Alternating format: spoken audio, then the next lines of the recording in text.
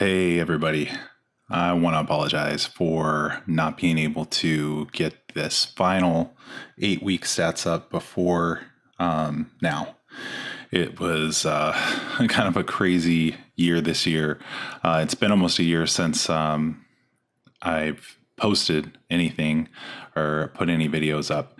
And I left some people hanging on this 8 week program. So we ran this 8 week program of basically trying to recomp, lose some body fat, gain some lean muscle mass to really kind of charge my metabolism and help me kind of get out of the rut of, this 43 years of what happens when you turn 43 in your 40s. So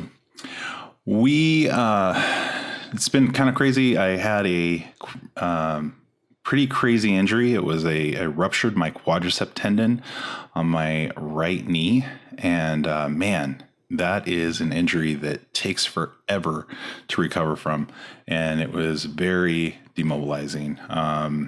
I was pretty much tied up with my leg completely locked out straight for 8 weeks before I could even begin to get some range of motion back in it. I've been doing rehab, and it'll be probably another 2 months before I'm able to really load my legs again and do squats and things like that.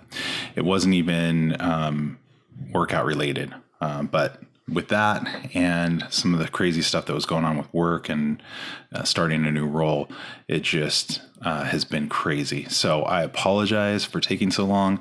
I do want to get this wrapped up for you guys because I did take the pictures and get the stats. So let's get it to it.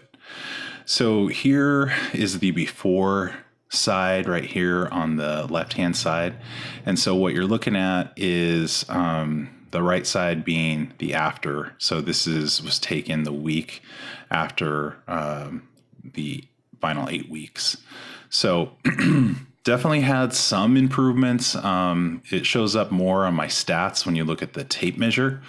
But all in all, it wasn't a bad cycle, I guess you could say. The wasn't quite the results I was looking for, but again, it wasn't too bad from the perspective of what I was able to achieve. So if you remember, you go back to the earlier videos, I was doing cardio, like basically 6 days a week, pretty intense cardio. Between cycling and running and HIIT for jump roping. And I was doing bro splits. So basically hitting one body part a day, hitting higher volume, more of a traditional bodybuilding routine to try to get, put some lean muscle mass on and avoid injury. So when you look at the final stats here, my waist was 39. I wore a 36-inch jean. I went down to a 34. So, but on the tape measure, it was 1.5 inches. Hips, we see some loss there. The midsection, definitely some decrease there. Not as much as I was hoping. I was hoping to see like a couple inches. That would have been really nice because that's where I carry everything in my love handles. So this was just going around my belly button, my left handles. Legs definitely saw some more definition there. Calves started to get some vascularity. My veins started to come out. My neck is down, so my shirts fit different. But then here's the funny part. My shoulders went up 3/4 of an inch. So all of my suit and sport coats fit. They're looser around the midsection, but they're tighter around the shoulders, the chest, and the arms. So by gaining, where I think I gained where you would want to gain, and I lost where you'd want to lose, just not as much as I'd hoped. If you look at it, 8 weeks, I lost 1 pound a week. I've been able to keep that off now. It's been, how long has it been? About 9 months now. So 9 months since I finished this, and been able to keep it off. I think I might even be a little leaner. So maybe get some measurements going from there. So in that regards, I think we might have achieved, good results, being that not only was I able to kind of get these changes in 8 weeks, but I've been able to maintain it for 9 months. So when you look at that, given, I would say, the last 3 years, ever since I kind of turned 40, my weight has been fluctuating a lot. I mean, I travel and I entertain for a living. So I do a lot of, nice restaurants and drinking and things like that. So my weight can fluctuate pretty drastically. If you look at what we were doing 2 different peptides. We were doing the apomorelin every day and broken up into 3 shots, and it was 250 micrograms. And then we were running the CJC 1295 with DAC twice a week. And, 8 weeks, from what I've heard, that's not a very long time to run peptides or HGH, being that we were running, these peptides. All it's really doing is kind of activating and causing my body to produce more growth hormone, where exogenous growth hormone is going to be synthetic and you bring it in. So, would I do this again?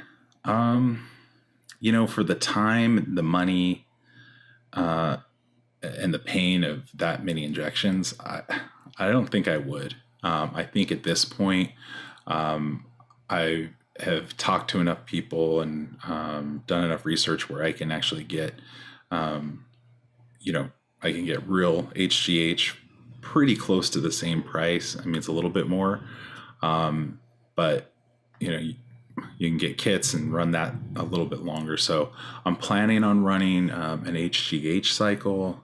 I'm going to be ordering kits, or getting kits.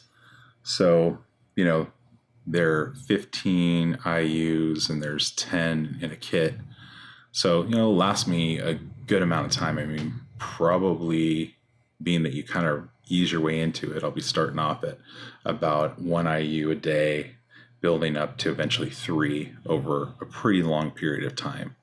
By doing that, from people that I talked to and research I've done, you can avoid having to take T3 and T4 for your thyroid if you kind of ramp up slowly on HGH. So if you guys are interested in that, we can try to cover that from start to finish. I'm going to be starting that pretty quick. So I'm going to be taking pictures anyways and kind of doing status reports on that. So, let me know if that's something you're interested in, and we can kind of track that. But hey, that's it, guys. Again, if you're thinking about running peptides, do some research, because there are some different ones out there. I went pretty mild. The apomorelin's pretty mild, just not the most anabolic. Some of them have a little bit more anabolic. They increase protein synthesis, things like that. I will say, running it for 8 weeks, it seems like the majority of the progress I made was in that first kind of 4 weeks. And that's where I really saw the results. I mean, if you go back and look at the 4-week results, the additional 4 weeks going all the way to 8 was minimal of what I saw. So for whatever reason, it kind of seemed to kick in that first 4 weeks, and then, just kind of stabilized, I guess you could say, after that. I did notice I was doing a lot of volume, about 30 sets per workout. So I would say my stamina and my recovery was pretty good. I think better than if I wasn't on it, because I have had to decrease my volume a little bit, just so I could recover. So I would say that my recovery was a little better. and my stamina was better on it. But other than that, it was okay results. I think, running testosterone straight up and maybe looking at HGH would be better bang for your buck. And you know exactly what you're getting from, a side effects perspective and all that stuff. So if it, I'm not going to run another peptide cycle. But if you're interested in it, I tried to at least give you my documentation. So maybe you could have better results.